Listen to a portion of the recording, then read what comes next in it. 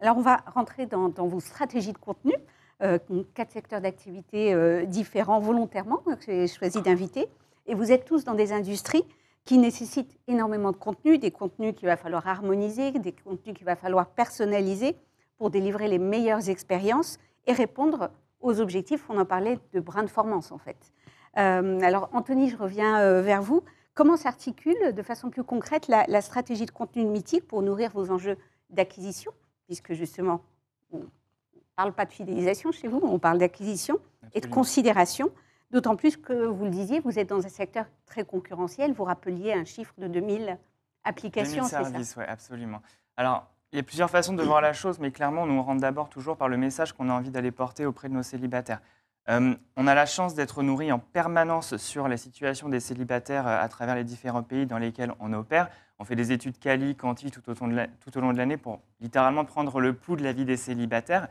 Et tout ça, c'est complété par un réseau d'agences à travers l'Europe qui va nous aider à identifier les tendances propres à chacun des pays. Nous, on fait un gros travail de synthèse avec nos agences, qu'elles soient créa, médias ou RP à travers l'Europe, pour identifier quelles sont les tendances et les besoins des consommateurs auxquels nous, en tant qu'experts du dating, on doit aller répondre. Une fois qu'on a ce message, bien sûr, il faut aller produire le contenu ensuite. Ce contenu, on va le produire assez schématiquement à travers une campagne de communication qu'on va développer en propre, à travers des masters articulés autour du message qui doit fonctionner du coup dans tous les pays. Mais ce message et ce contenu qui est produit en interne, derrière, après, il est un peu torturé dans tous les sens par notre équipe en interne qu'on appelle le Creative Lab. C'est une équipe de 10 talents et une armée de freelance qui va aller décliner ce master et ce message à la fois aux différents formats des différents réseaux sur lesquels on va vivre. Vous savez très bien qu'on ne communique pas du tout sur Instagram comme on communique sur TikTok. Et du coup, une fois que ce message a été adapté aux best practices, il est aussi décliné en langue. Mythic Europe, aujourd'hui, c'est 21 pays et 16 langues dans lesquelles on opère. Et donc, du coup, le Creative Lab travaille main dans la main avec les marketing managers pour adapter le message en fonction des priorités des célibataires dans chacun des pays. On ne date pas de la même manière en Italie comme on date en Suède. Et du coup, voilà, il y a un vrai travail d'adaptation sur ce contenu qui est produit.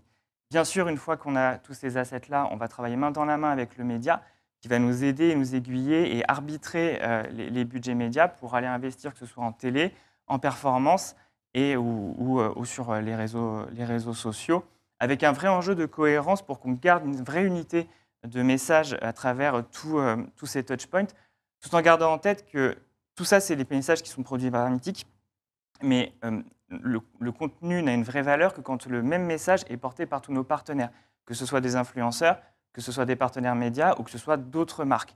Là, vraiment, c'est assez clair. Quand vous portez un message sur vos réseaux en propre, avec votre média en propre, versus le même message porté par aussi des influenceurs, des partenaires médias, booster votre considération pour votre marque de plusieurs dizaines de points parfois. Donc, c'est vraiment très significatif. Et tout l'enjeu, c'est de rester sur une vraie cohérence de message pour être sûr qu'on vraiment on répond à un besoin très concret pour les célibataires et qu'on adresse ce message sur l'ensemble de nos touchpoints. Vous avez un objectif de croissance ou d'accélération, en tout cas sur TikTok, avec des campagnes dédiées. Est-ce que vous pouvez nous apporter une illustration de ce qui va être fait? Oui, bien sûr. Alors, je peux vous parler de ce qu'on a déjà fait, par exemple. En fait, aujourd'hui, quand vous regardez les besoins des célibataires, on vous parle beaucoup d'authenticité, c'est-à-dire le fait de réassurer sur le fait que chez Mythic, vous allez pouvoir rencontrer des célibataires qui existent vraiment, qui sont vrais, qui ne mentent pas sur leur profil, et aussi un vrai besoin de réel, c'est-à-dire vraiment s'assurer que la rencontre, elle va amener à quelque chose dans la vraie vie. Et en fait, quand on a repris tout ça cette année, en particulier pour TikTok, on a développé tout un programme de contenu pour mettre en avant nos couples, les couples qui se sont effectivement formés chez Mythic et dans ces différentes déclinaisons en Europe. Donc on a développé tout un programme de contenu où différents couples sont venus raconter leur histoire. C'est des histoires absolument folles, enfin, je vous invite à aller regarder, mais c'est toujours des histoires, des anecdotes absolument folles. Il y a Romain et Marie qui se sont rencontrés pendant le confinement et qui bravaient le confinement pour aller se rencontrer pour la première fois. Il y a Elodie et Candy qui ont fait leur premier date à la montagne, des trucs absolument incroyables. Et on leur a du coup donné cette plateforme pour venir raconter leur histoire.